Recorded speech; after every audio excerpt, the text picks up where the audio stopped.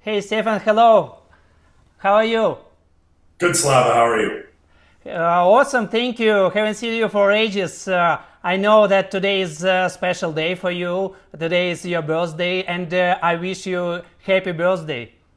Thank you, Slava. Appreciate that. Stefan, thank you for your time. Thank you that you agreed to meet and share your success story with my audience. And I know that there are lots of roles in our life. You are infopreneur, entrepreneur, businessman. You are author. You are real estate investor. You are mentor. You are coach. What do you think is the number one role in your life? That's a tough question. I mean, I think I'm an entrepreneur, Slava. I'm always doing businesses and making things, and maybe entrepreneur, maybe artist. My business card says Renaissance man on it, which is a man of many talents. So, one of those. I think I'll always be an artist and always an entrepreneur. Awesome. Last century slogan in the Western business environment was "Show me your money." This century, this new generation century, new slogan is "Tell me your why." Could you share with us what is your why? What motivates you first? That's a pretty heavy question. Asking someone their why right off the bat like that. My why, Slava, the reason why I'm in business or the reason why I do what I do is because I come from a family that fell apart over money. My parents didn't know how to make money. They didn't know how to create money. They worked for money. My father, he's a limo driver. My mother's a teacher. And my parents divorced because my father wasn't making enough money. And because of that, I've spent a greater portion of my life learning how to create money and creating money in my businesses. And also now I've started to teach others and coach others and mentor others so that they can feed themselves and feed their families and feed their communities. I put on up in my office is a big sign that says, give a man a fish, he's fed for a day. Teach a man to fish, he's fed for life. Teach a man to teach fishermen and world hunger. So I believe that what I'm doing, or the purpose or the why behind what I'm doing, is teaching people to fish and creating these fishermen and creating these entrepreneurs who will support themselves, support their families, and support their communities. I know that you have fantastic self-made happy story, success story, and I know that you started as a teacher. What was what changed your life completely? It was some event, some person, maybe book.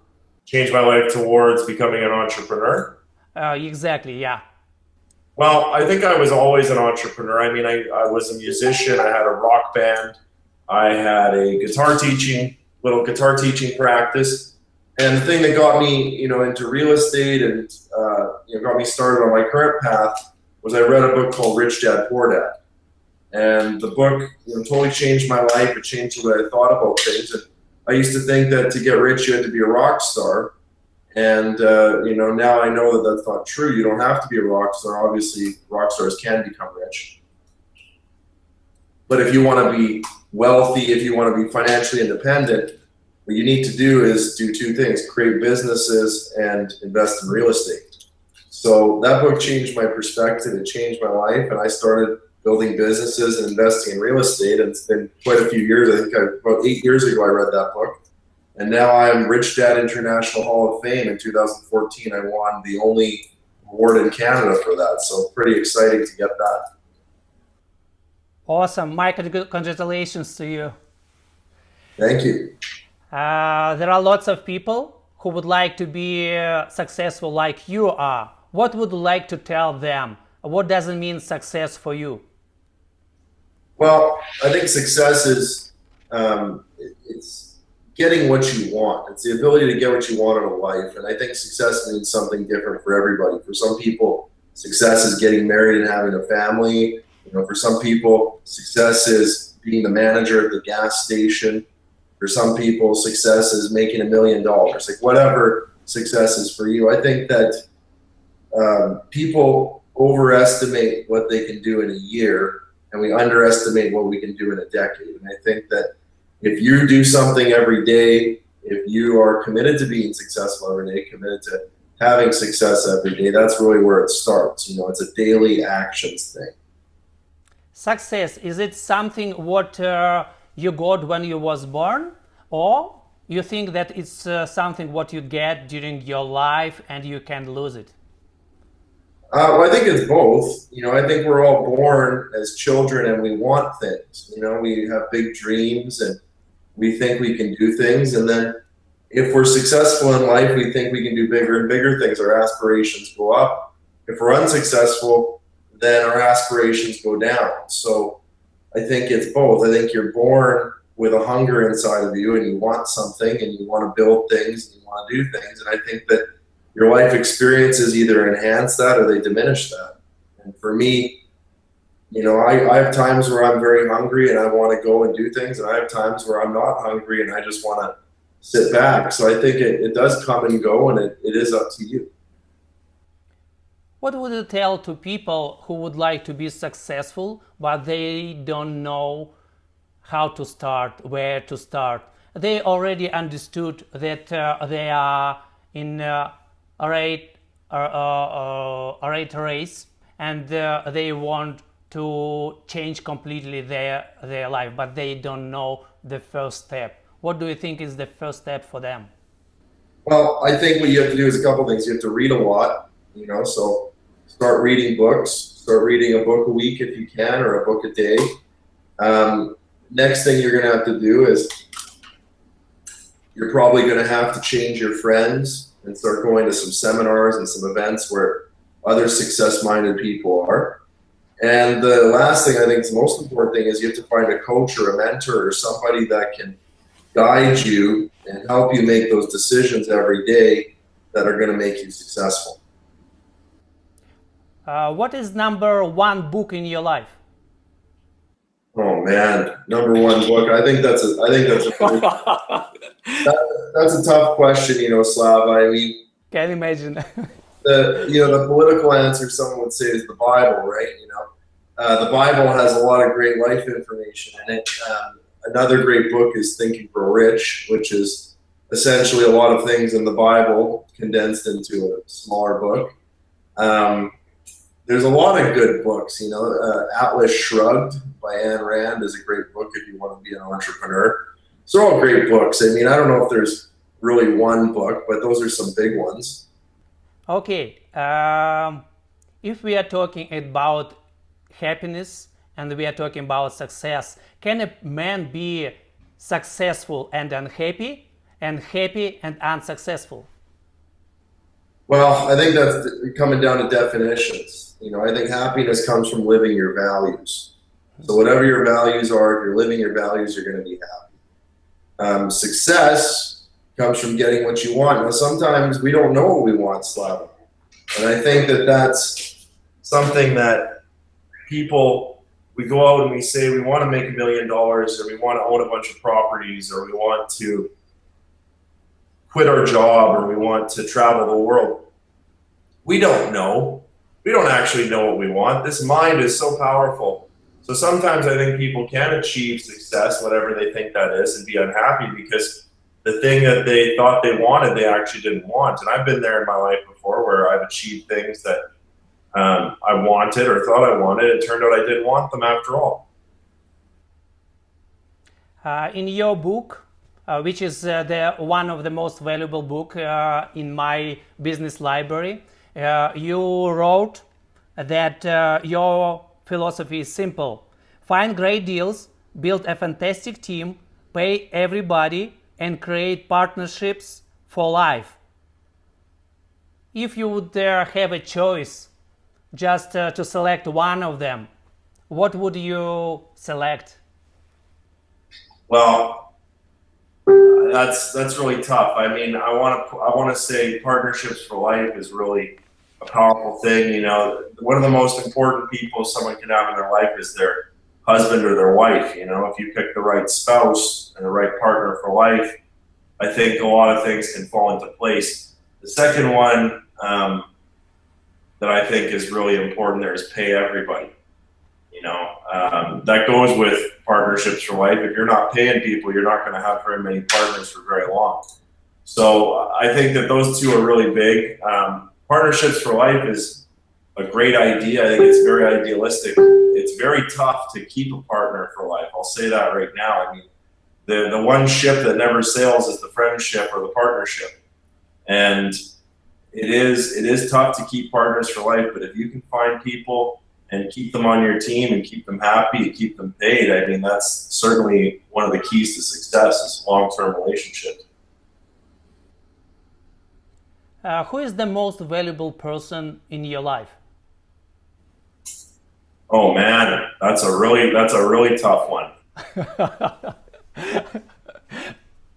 I told it would not be easy. Yeah, that's certainly not an easy question. I mean, Slav, I'm a single guy, so I don't have a wife or a husband or anything like that. I think that one thing that's very tough for people when you go down the road of success is you almost lose more people than you gain. And I have many important people in my life, and they rotate in and out. I mean, family's always there. That's a great thing about no matter what you do, your family's always there. And I'm pretty blessed and special to still have both my parents, which is great. In business, I have some very important people too, but that's a very tough question, man. I'll have to say my wife that I don't have is the most important one that's coming down the pipe one day. Yeah, it's a tricky question. Okay, what would you tell to people who think that a life school is not a life, who don't like to study, who don't like trainings, who think that all these trainings is just wasting time? Well, you know what? Success is expensive. Education's expensive. Success is painful. You have to pay in full. I put on my Facebook, I'm going to the school of life. I'm still attending. I'm still learning every day. I still go to seminars. I'm still reading books. I write books. I mean, dude, school's never out for the professional. If you want to be a professional, the training never ends. It's going to go on forever and ever and ever. So I think that you have to decide how good do you want to be in your life. Do you want to be good, or do you want to be great, or do you want to be average? If you want to be average, you don't need to read anything. You don't need to go to anything. You can just be average. If you want to be outstanding, you need to do lots of investment into yourself. At one moment of your life, you decided that you don't want to be mediocre. You want to be a leader. You want to lead your life and to lead your environment. What was your first step? Maybe I'm asking similar questions. I just want to show people who are listening to us how to start changing their life. Well, the first step, Slava, is always to decide. They say, actually, Jim Rohn says the first step of change is disgust, where you become disgusted with who you are. You must become disgusted with who you are and then decide that you're going to change. And decide means to cut off the other option. So when you decide that you're going to do something, the other option is no longer available. And I think that one thing that holds people back is we accept our current conditions. We don't get disgusted with ourselves. Think about it. I mean, if you want to lose weight, you must be disgusted with being fat. You must be disgusted with eating, junk food. If you want to be wealthy, you need to be disgusted with being poor and being broke. And when I started, I remember becoming disgusted with being broke and having no money. And I didn't like myself, and because I didn't like myself, that forced me to change. I made that decision. I cut it off the decision. I said, I'm never going to be poor. And that was a huge, huge change in my life when you make that decision. How many mistakes did you make in your life? And what does it mean mistake for you? I've made all the mistakes, Slava. Well, I haven't made all the mistakes. in some things I've made all the mistakes, and I've flipped a lot of houses. And house flipping, I've made every mistake there is. You have to make mistakes. That's part of the game. You have to make mistakes, and people who are successful have just made more mistakes than you. That's all that it is. And the formula for success is to take your current rate of failure and double it. If you want to become successful, just fail more. And I fail every day. I fail at stuff all the time, but I don't let it bother me, and I just keep going. And people don't see my failures. They see my successes, and they assume that I'm just successful all the time, but that's not the case. Yeah, I agree. Most people don't understand what doesn't mean mistake, and that by making mistakes we are growing. What do you think about mistake number one in your life? What was the largest mistake in your life? I think for me, the one thing I regret is I regret staying in school for as long as I did. And I regret not taking a sales job earlier and selling vacuums. I regret not doing that. I regret doing that later. And it's one of those things. I don't have a lot of regrets in life, but I think everybody says, I wish I started sooner. Right? I started fairly soon. I just turned 30 today, but everybody wants sooner, faster, and I want it sooner too. What would you advise to young generation? How to start their activities to be entrepreneur in the future? Well, I think that something that I don't have children. When I have children, I'm going to tell them, you can't rely on a job. You can't rely on an employer. I'm going to teach them how to build businesses, start businesses, employ people. I think that those are the skills of the future. Is being an entrepreneur and putting things together is the real skill. I don't think we live in a world where you can rely on the government. I don't think you can rely on your employer or your job anymore. I think you have to be a self-sufficient person, and that comes back to, I've got more into infopreneurship and more into coaching and mentoring because there is an unlimited need for that service. I mean, there is an unlimited amount of people out there who need to become self-sufficient. And, being a good entrepreneur, I understand that there's an unlimited need, and because there's an unlimited need, we can supply the solution. I completely agree with you, and when I'm writing about this on my Facebook page, I meet people who reply me that if everybody would be entrepreneur who would work outside and doing something physically, what would you tell to these people? What would we have in the world if everybody would be self-employed person or businessman?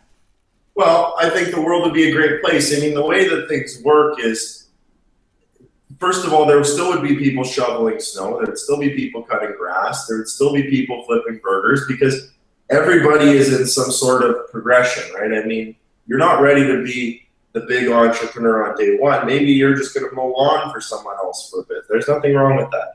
If everybody was an entrepreneur, though, Slava, the world would probably have no debt. We would have lots of cash, lots of money. The money would be circulating. The economy would be great. There would be no unemployment. The world would be a great place if everybody was an entrepreneur. And what people don't understand about money and the economy is that if everyone was an entrepreneur, we would just end up creating more jobs and more work for everybody. There would be a huge shortage of labor, but it would all be sorted out, It's kind of like people worry about the air or the water getting polluted. Well, at some point, Slava, there's going to be enough money to be made in cleaning air and cleaning water that some entrepreneurs are going to figure it out, right? So I'm not worried about the world when entrepreneurs are around. I think that the real problems in the world come from a lack of entrepreneurs. Governments don't fix anything. Committees don't fix anything. Private people and private entrepreneurs are the people who fix all the problems. Yeah, I agree completely with you. And can you tell us a little bit, a couple words about leadership. Can a person who is a leader be not entrepreneur, or vice versa? Good entrepreneur be not a leader at all? Well, I think that if you want to be a great entrepreneur, you have to become a leader. And the best leaders lead from the front. You know, if you study any leader in history, the best ones are always ones that get down in the trenches and they're doing things and they're leading by example. That's the best leaders ever. Are there good entrepreneurs who are bad leaders? Yes. Are there good leaders who are bad entrepreneurs? Yes. At the end of the day, I think the most power is in being a good leader and a good entrepreneur. Mm-hmm. Thank you. What is the largest achievement in your life, Stefan? That's a good question. You know, I like to say my books, but I don't know, maybe not. I remember I wanted to be a singer years ago, and I was wasn't a very good singer, and I learned how to sing and put out a record. I was pretty proud of that. I think that, you know, achievements are always, it's a moving target. You know, what you think today, looking back on my books, I look at some of them and yeah, they're huge achievements, but relative to what I want to achieve, I don't feel like they're achievements at all. So I think it's a moving target, and I think that truly successful people are never happy. We're always wanting the next thing. You look at Steve Jobs, he created great things, but I don't think he died a happy man because he was always looking at the next thing to build, and he died before he could build it. So I think there's a bit of a curse there, and I think I have the bug. Awesome, awesome. Thank you for your time. Thank you for our meeting. I wish you all the best. And my last question is, what would you change in your life?